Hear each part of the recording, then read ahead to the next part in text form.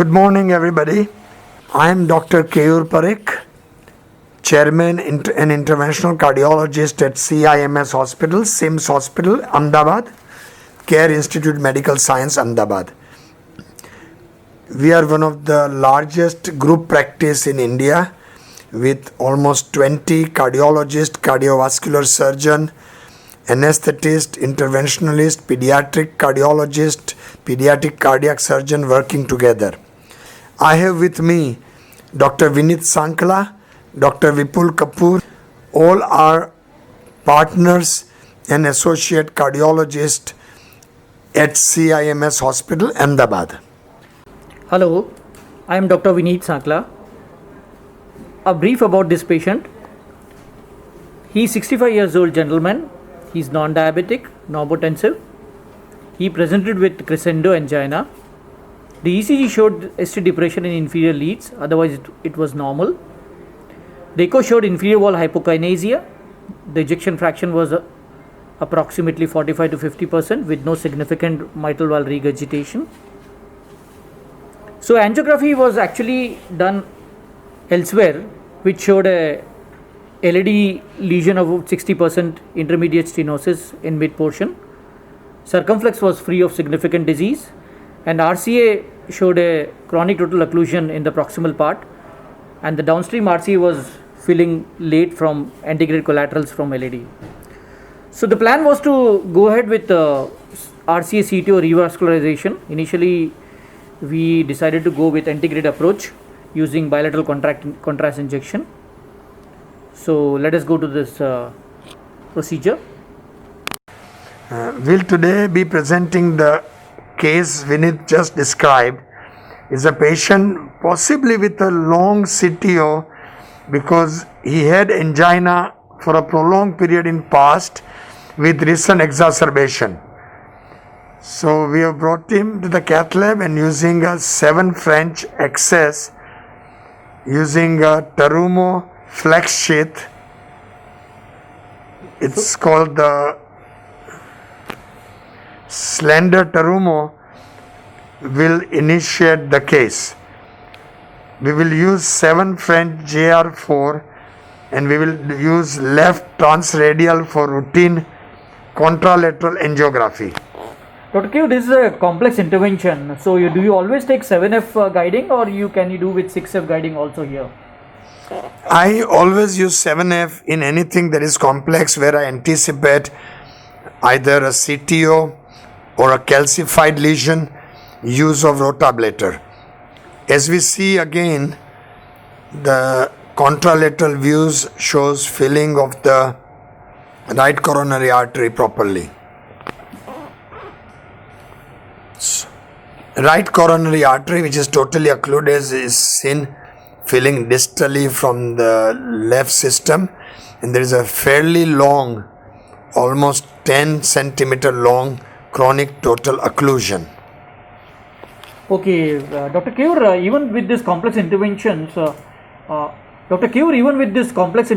do you take a radial SS or you go with the femoral? Here you have taken a radial, so this is your routine practice here? Yes, I routinely go through radial. It's very convenient for the patient, and with 7 French guide system, the access and further use of devices is not an issue. I've done once even an 8 French system through radial, but if it is going to be 8 French, then it's better to go through femorals. So now we have put a AL1. I always use AL1 for CTOs. Actually, ideally we should use AL.5, and we are starting with the XTA wire with the support of a fine cross microcatheter, and as you see, we have been able to reach the proximal cap, cross the proximal cap, and are somewhere in the mid part of the lesion. And you are seeing it with a contralateral injection in the left coronary system. Yes, but as you see, we have still not been able to cross the wire. So we'll keep on trying with XTA first, and as you see, I've advanced the microcatheter right near the lesion. Sometimes that can be dangerous, but sometimes it gives a better support. And as you see, my wire has at last popped in through the distal cap into the RCA all the way to mid RCA, where I'm finding some more resistance. So here, Dr. Keyur, as far as I understand, you're crossing the CTO by AWE technique, antegrade wire escalation. Yes, we use antegrade wire escalation technique uniformly in almost all the CTOs as the first choice, and I think that's what people do universally. And usually we start either with the intermediate soft wire or XTA. Since the wire has crossed the lesion, we will advance the microcatheter and then remove the wire, replace with a soft tip wire, which we are doing now, and pull back the microcatheter. In pulling back the microcatheter, we will use the balloon trap system. Okay, so here, as I see, Dr. Keyur, you have removed the microcatheter with the balloon trapping system, and now you have gone for the dilatation of the lesion. This was, I think, 1.5 balloon dilatation we have done it, and then second NC balloon we are taking is NC track 2. Am I correct? Yes, the first we tried with 1.5, which we were able to open. Now we'll go ahead with a 2.0 NC track at high pressure and open the lesion. Okay. It seems the case which we believed is difficult is not turned out to be as difficult so far. The only thing is, if you see, there's a big chunk of calcium near the lesion right on the distal half of the balloon. So we'll see how we face that. But so far the balloons have crossed reasonably easy. Okay. But as I see, Dr. Keyur, I don't think the lesion is yielding well, because even after dilating with 2 NC balloon, there is definitely a waste in the balloon there. I have not seen the waste clearly. So let's go ahead and put a OCT and see where we are. Okay, so this is the OCT. This is the OCT. Okay. We have connected with the dock system. We routinely now use imaging in all complex cases, either OCT or less frequently IVUS. Apparently the OCT is not able to cross here, Vinith. Okay, that could be, what could be the reason here? I think it's the calcified lesion. I'm trying, but it's not crossing. So we'll go ahead and redilate again. Yeah, we can see a very chunk of calcium there at the lesion site. The balloon goes very nicely. So as you see, the balloon is going nicely. Again, it's a two balloon, and we'll go much higher pressure. We'll start distally in the lesion and come proximally up to 18 or 20 millimeter of pressure. How much pressure you go with this NC balloons, Dr. Keyur? I go as high as 24 to 26.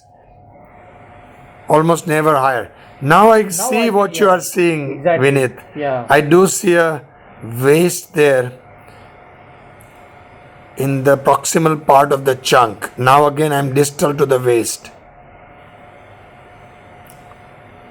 So this is a nasty looking napkin ring calcium. Yeah, it looks. I'm baffled because I presume the things were going smoothly. Yes.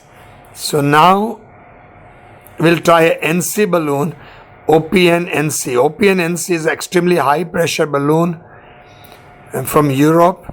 We have used it frequently, and you can go as high as 40 atmosphere. The indeflator is separate.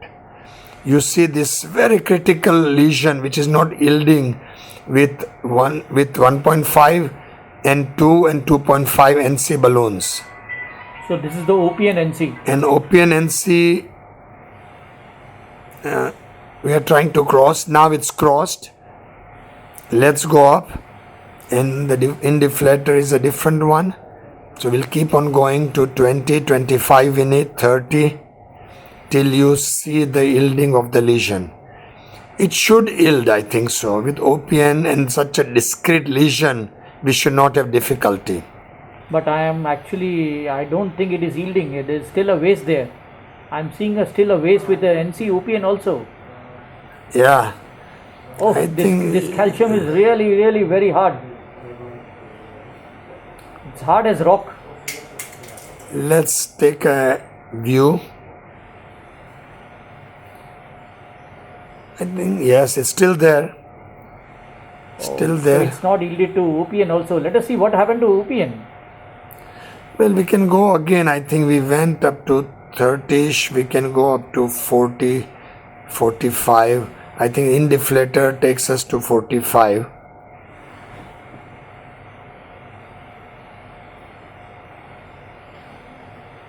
So we'll go back again and try even higher pressure. Rarely opium balloons burst. They claim that when it bursts, it doesn't damage the artery as much as a regular NC balloon. But usually when we reach 35-40 pressure, you start getting little anxious. Now this is once inflated balloon. We are going up. This time we'll go to 40, 45. Extremely high pressure. Oh, this is a nasty calcium. Yeah. So high pressure we have gone, but yeah, you can see this took us all the way to, actually we went to 50. We are using another indeflator which goes to 55.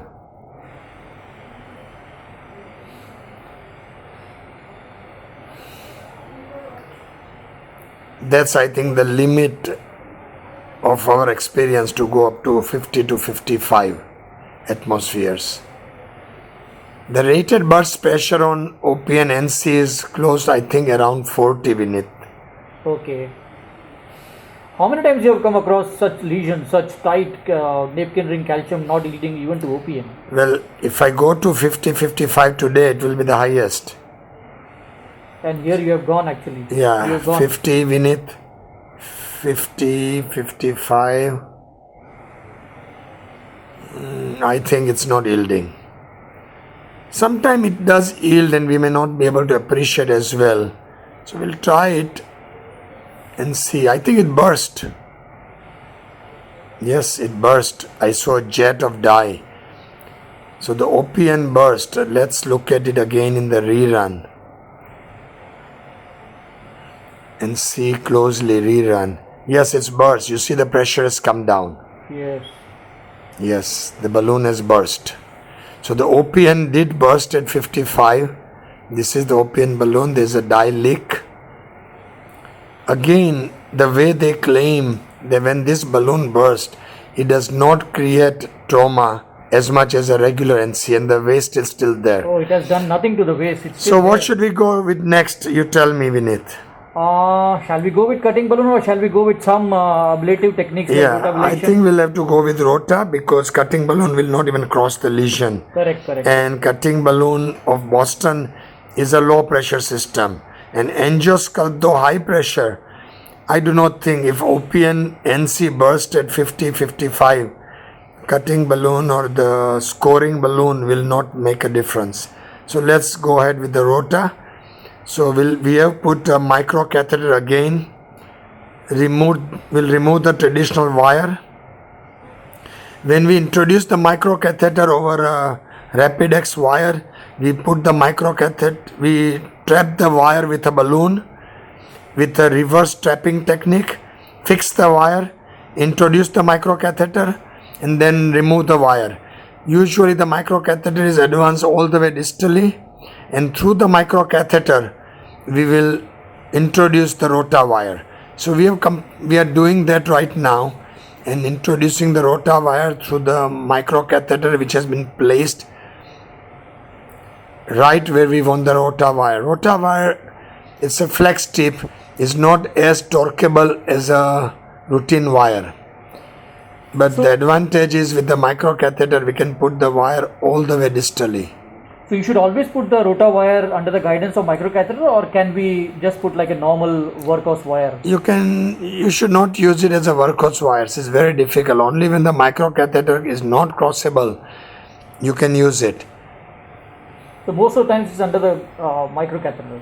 So most of the time, especially in this pre-dilated lesion, it works out well to cross with the microcatheter and then send the rota wire all the way distally wherever you want to place it.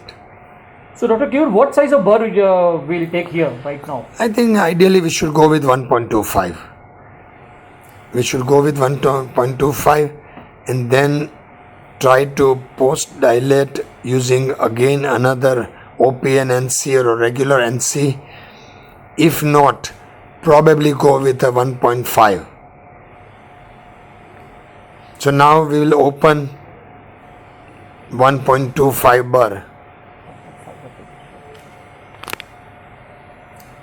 So we are going ahead with a 1.25 burr. You can see the animated movie of the rotablator, how it works, and the differential ablation using the technique. It's been there for last almost 30 years. I started doing peripheral rotablation in 1992 when I was in California, and subsequently in heart. And it's a time-tested device, excellent outcome, reasonably safe, but with inexperienced hands, the complication rate including perforation do take place, reported anywhere from 1% to as high as 5%.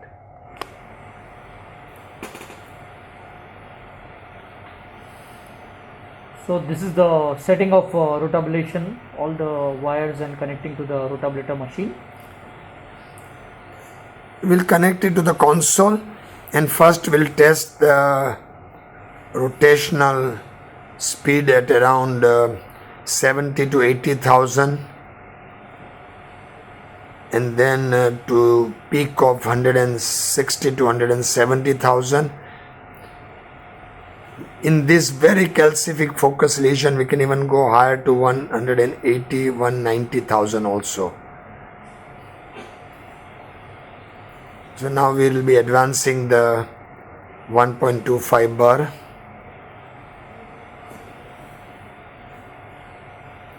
You have to be very careful. If you end up with a kink in this wire, then it's very hard and you have to replace the whole system again, mainly the wire again.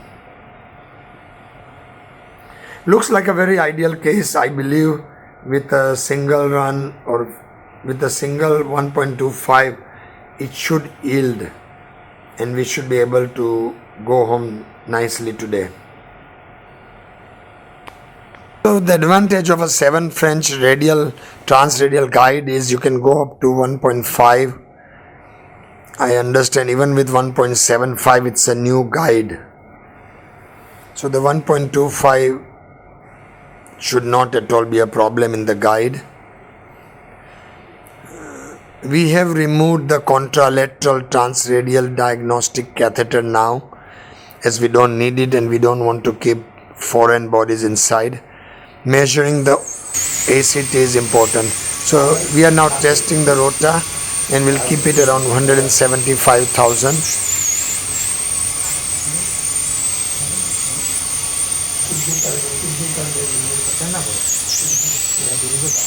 Again, the setup is usually ready to use in 10 minutes time, and that's how it should be.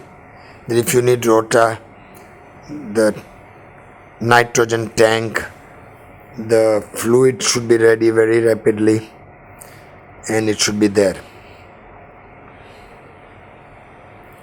As you see, in the COVID era, we do use full PPE protection as much as we can, and lately lots of data shows that beside the double masks, N95 and extra mask, face shields are very important. Have you read about that, Dr. Vinith? Yes, I think there are a lot of studies suggesting the advantage of face shields and which they decrease the COVID infection rate.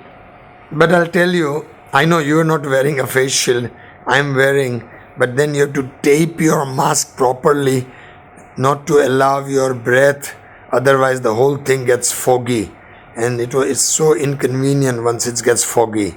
Yes, that is the main problem while we're doing interventions. We have reached into the guide now properly, and we are coming out of the guide. Very good position again. L1 or L0.5 is the way to go in all right coronary artery CTOs, I believe, unless except when you just cannot cannulate. It gives a very good support. I'm trying to put the rota into a non-disease proximal segment properly, preferably at the junction of the proximal where it curves before the lesion.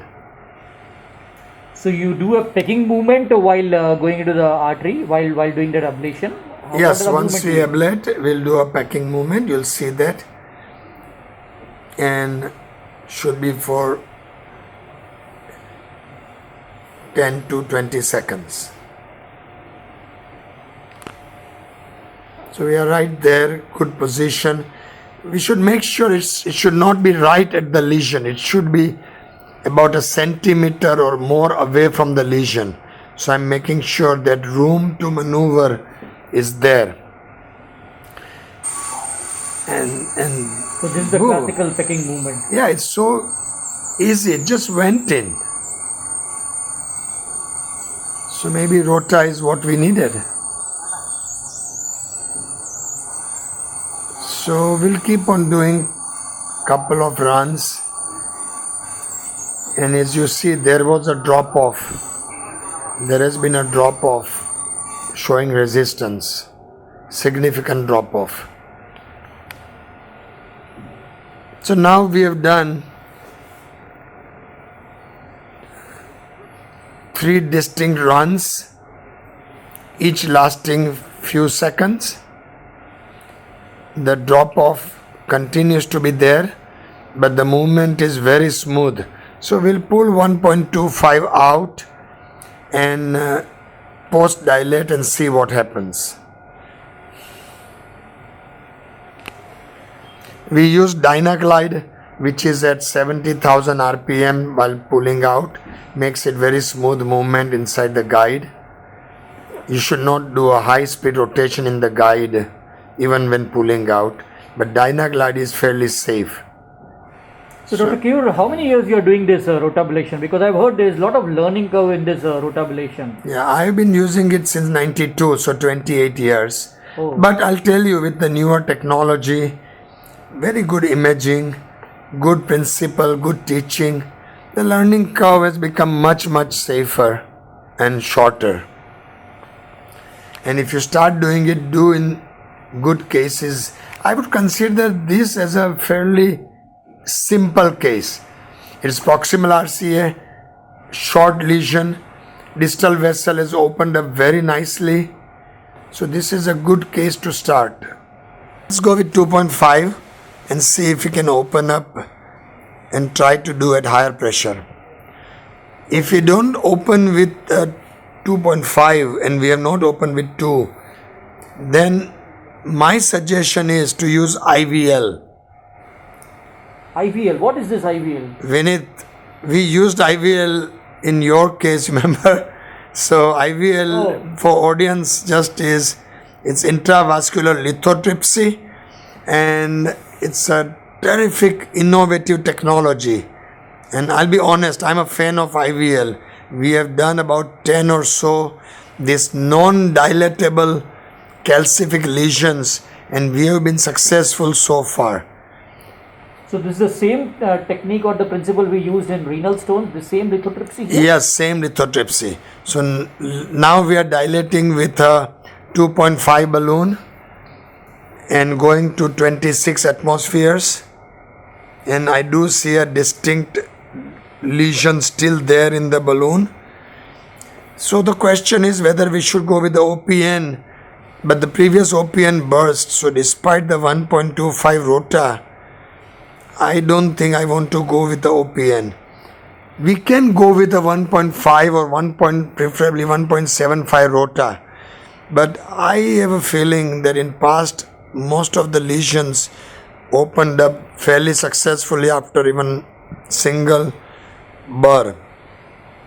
So this would be an ideal case because the access is easy and proximal, and we may use to start with guide liner or Gidzilla, mother and child support system. Are you planning to do it? Planning to do the IVL in the same sitting, or we'll plan it later? What is your advice? Vineet, what we'll do is we'll abandon the case today because of 500 cc of contrast. As we see, the balloon crossing and wire crossing is smooth. So my recommendation is doing the procedure in a second stage, hopefully in next day or two, to avoid further contrast. And patient is very stable. It's a calcific lesion. There is still 80-90% lesion remaining. The flow is TIMI 3.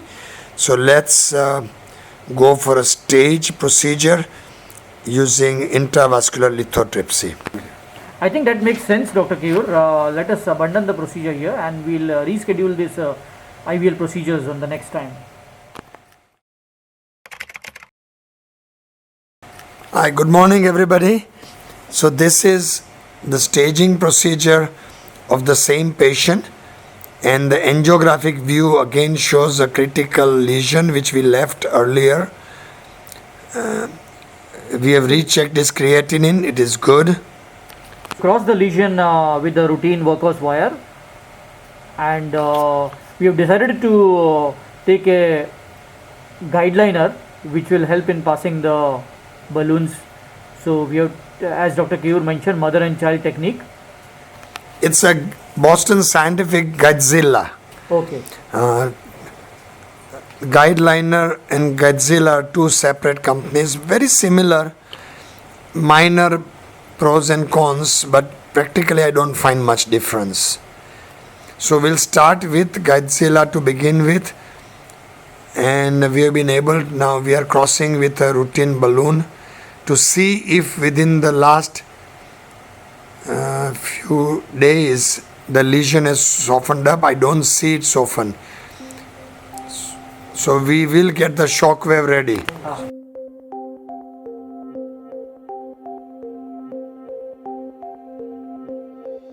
The shockwave intravascular lithotripsy system creates pulsatile sonic pressure waves to modify calcium in a safe manner.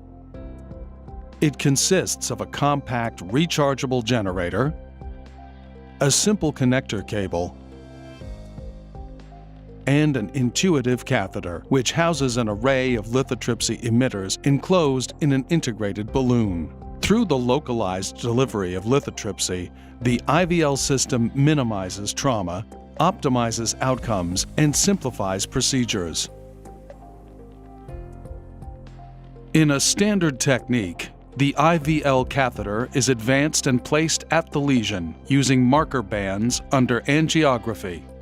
With the integrated balloon expanded to subnominal pressure of 4 atmospheres by a mixed saline and contrast solution, the fluid within the fully opposed balloon acts as a coupler to facilitate efficient energy transfer of the sonic pressure waves into the vessel wall to reach the calcium.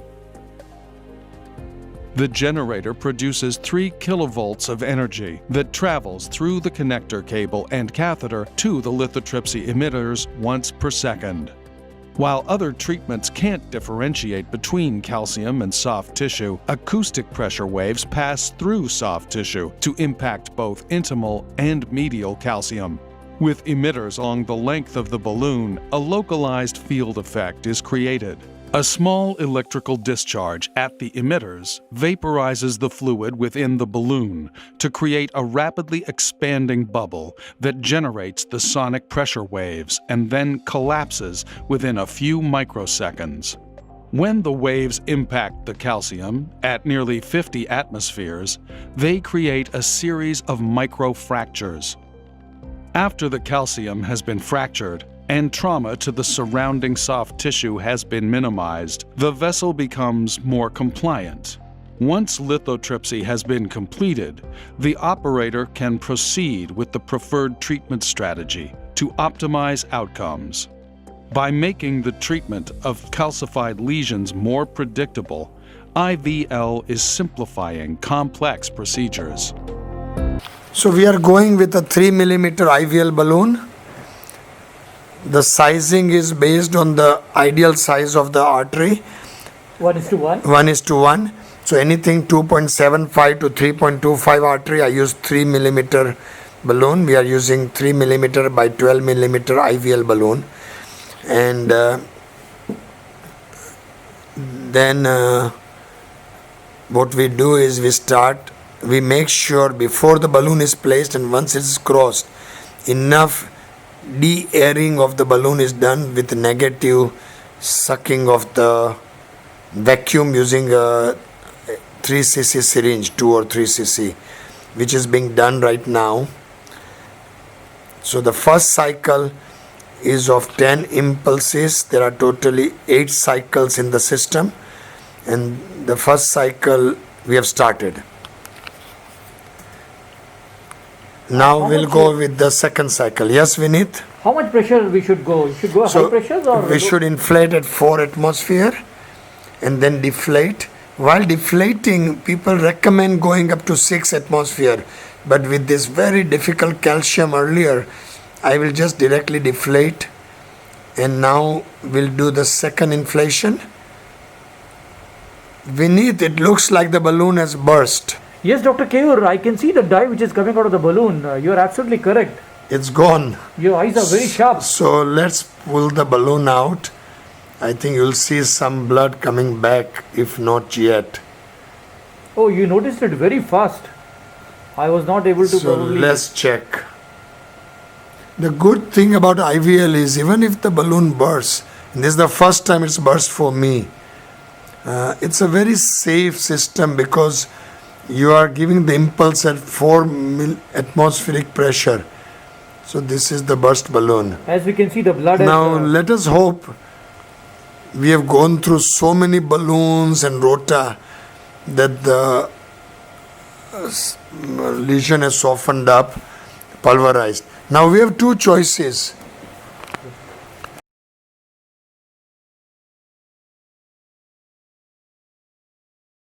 Depending how calcium presents, the number of IVL pulses to achieve an optimal result are different. When the IVL balloon expands in eccentric calcium, the emitter moves away from the calcium, since the soft tissue is not constrained.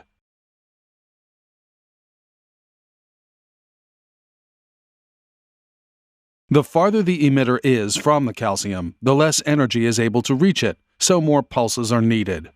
While each pulse's energy is identical, shock waves crack concentric lesions quicker due to the rigid ring of calcium that traps the energy, leaving no other paths to dissipate other than cracking. Waves also reflect off calcium and impact the calcium in the opposite wall. In eccentric lesions, most of the waves pass through the soft intima, and there is negligible benefit of reflecting waves. Regardless of how much energy is required, the efficacy of the shock waves is evident under angiography.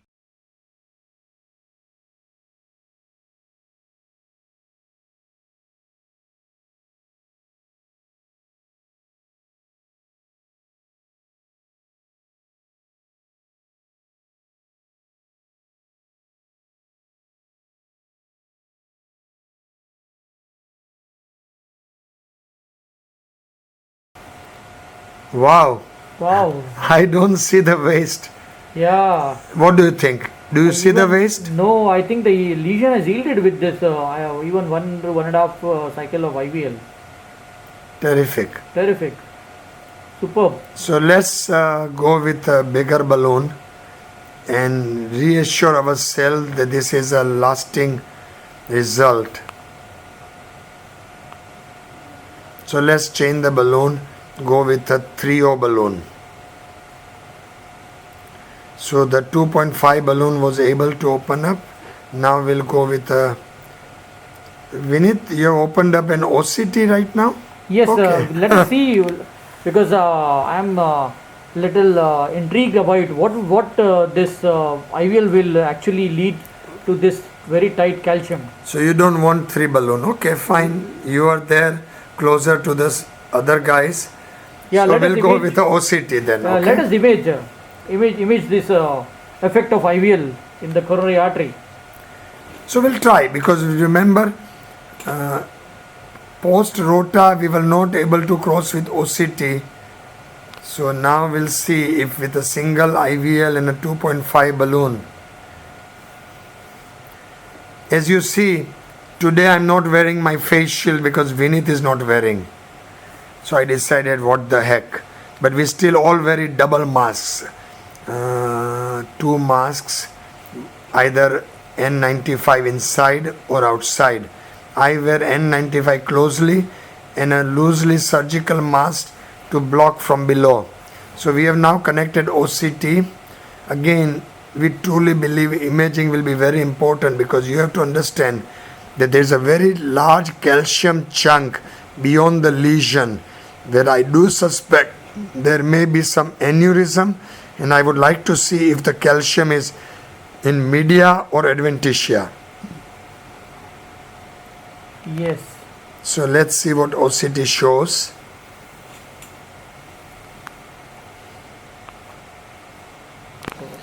I think Vipul, I think Vipul is here with the OCT.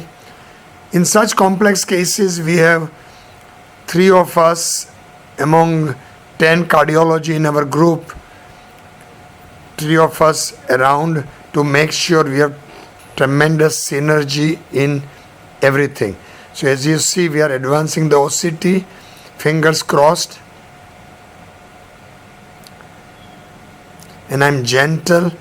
I have broken many a times OCT catheters in calcific lesion. Vinith? Yeah, it's actually passed. I think the IVL has worked. Yes, so it's crossed nicely and we have taken the OCT image. So Vipul is now demonstrating animation of OCT plaque. So we are all used to. Vinith, I see you are getting an OCT ready instead yes. of dilating with 3 millimeter balloon. Exactly. So as I told you before, I want to see what is the effect of IVL in this coronary. Let us see through the imaging, because we can see directly here. So we'll go with OCT and see, because we were unable to cross with a rota. So here we have 1.5 cycle of IVL and a 2.5 balloon post dilatation after IVL, So here we are taking OCT. and see if we can cross or we'll still need more post dilatation. In calcific lesions where you are planning rota or IVL, my recommendation is not to use OCT before you complete the rota and or IVL, and also complete post dilatation. Despite rota and IVL, if you have not done post dilatation, OCTs have not been able to cross, and few times in distant past I have broken the OCT cables. So let's see if the OCT is going across. And yes, it is going across. The distal marker is already across. Now the mid marker is crossing the laser area. The imaging eye is now crossing. I'm gentle there because that is where the lesion. Oh, it is crossed. I think the IVL has worked here, including your guiding catheters and. So now we will do the OCT and see what it shows. Hello friends, this is Dr. Vipul Kapoor, and as discussed by Dr. Keyur Parikh, I will be describing the OCT of Mr. Ashok Chauhan. Now, as you would have seen in this patient, it is a highly complex case and in which we have utilized multiple modalities, and now finally after breaking this napkin ring calcium by IVL, we have now decided to use OCT to optimize the stent placement in this particular patient and to look at the pathology of the plaque and the calcium and that ectatic segment in particular where the IVL finally burst at the napkin ring calcium. So now this is the OCT picture of this patient starting from the distal to the proximal end of the RCA. Now as you can see, we are coming back from the distal to the proximal end, and now you can see that this is a tight lesion. Now we are entering that ectatic segment. Now look very carefully, you will see the dissected plaque here, and you can see that there is another luminal portion there, lot of calcium in that vessel, and you can now come to the tightest portion where there was that calcium ring, napkin ring of calcium, and now we come to the proximal end, and we finally end here at this point.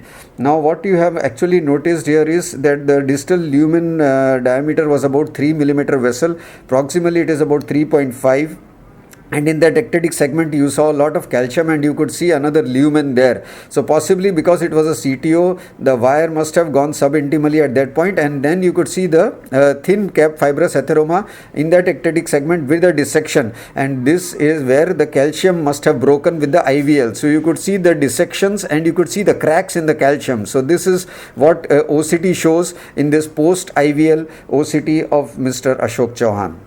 Dr. Vipul is suggesting we should go with a long 3 millimeter stent. What stent would you recommend here, Vineet? I think we should take a long DES here, maybe like Resolute Onyx, which is supposed to be one of the best stents available presently. Onyx is also very flexible. Exactly. And makes it easy, and as you see, it's already crossed like I don't know, I would call it lollipop, or crossed so nicely like a knife through butter. Terrific. And I've seen that in IVL time and again. So one thing, Vineet, I found out, and yes, we were going with a 3 balloon. Instead of that, we have gone directly with the stent, and you can see stent crossed and opened up. Yes, I can see the Onyx went very nicely, and it's dilated also very nicely. So now we may go ahead and do post dilatation with 3, and then do another OCT run to determine if we have to do anything further.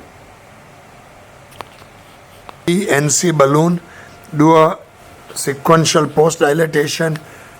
I may even want to do, Vineet, a 3.5 millimeter dilatation. One thing I did want to mention is the stent inflation. Last couple of years, I do 30 second to 45 second at nominal. Okay. And in softer lesion, I don't even do post dilatation anymore. I think there is enough information showing this long dilatation at a nominal pressure or 10% higher than nominal is good enough and should not have any problem. So now we are going ahead with sequential dilatation. Okay. So 3 millimeter distally through and through, and then we will do 3.5 millimeter. Okay, so we are post dilating the stent. Do you routinely post dilate or only in specific conditions you post dilate the stent? Actually, I have stopped routinely post dilating. I only post dilate in 10% of cases. Okay. I have started doing long inflations, and I do very proper bed preparation pre-dilatation.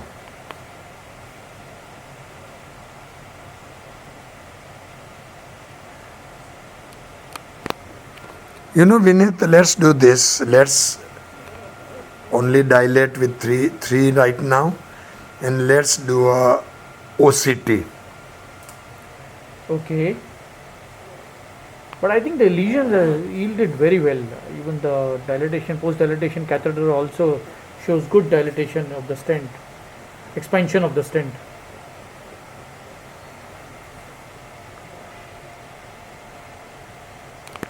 Go ahead.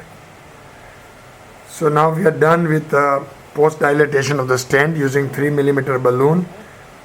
I did not then use 3.5 yet, though I've been planning to. I think we'll go ahead with the OCT. The angiographic view after the 3 is beautiful, though I'm now seeing dye stain in the calcific area. So that's interesting. Let us check with the OCT here. Okay, let's see. I think we can still go ahead and open with a 3.5 balloon. Let us do OCT and decide. What do you think, Dr. Keyur? Okay. Yeah, so we'll put the OCT and just see what's happening inside and why is there a dye stain. So we are now doing the OCT.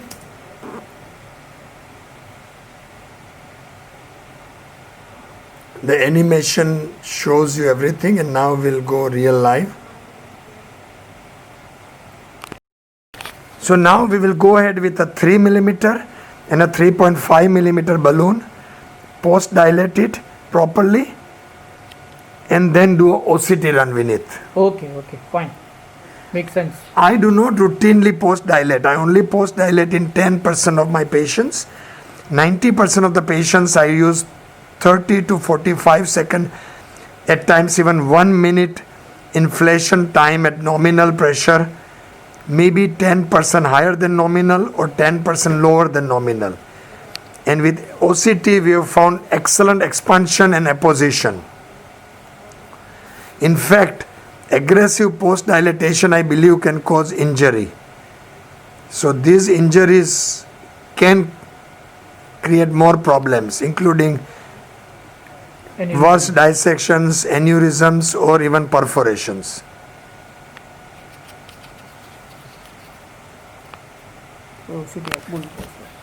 The view looks good, though there is some peristent staining in the aneurysmal or the calcification area.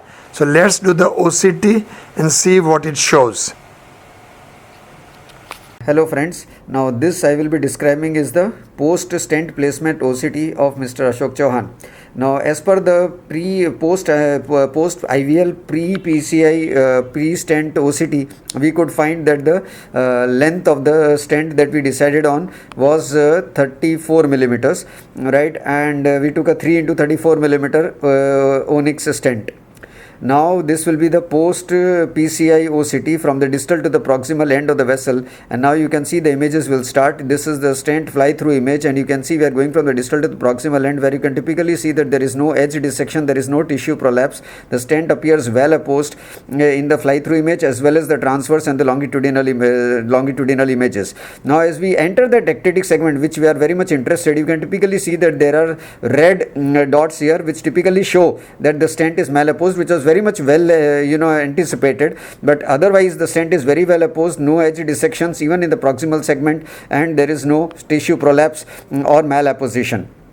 So now what we decided is that we will now post dilate this particular stent, especially in the ectatic segment, with a 3.5 millimeter balloon, NC balloon, so that we will try and oppose it to a certain degree, but we are not going to chase the entire lumen and the entire vessel wall here, because otherwise this ectatic segment we are never going to match it. So we will actually achieve an acceptable luminal diameter here, so that we have an acceptable diameter of about 3.72 millimeters that is there presently, and we will try and go up further so that we have very much less area stenosis at this point of time. That is, the optimal is about less than 20%.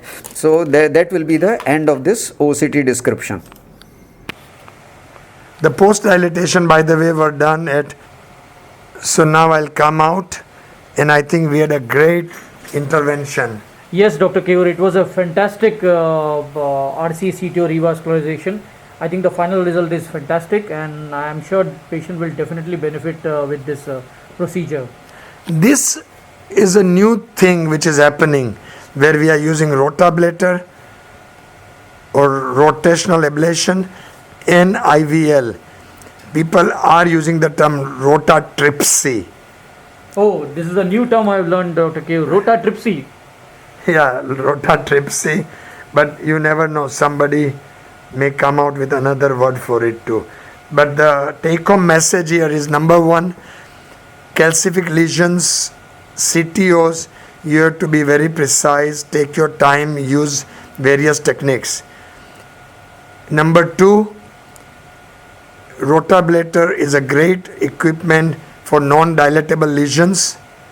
However, last many cases we have done, I believe that intravascular lithotripsy can also be the technology to be used as a first choice in calcific heart lesions, and be prepared to use the combination if required. Especially if the lesion is extremely tight, then the IVL balloon will not cross the lesion. In this case, you don't have a choice except doing rota ablation of the lesion first. Thank you very much.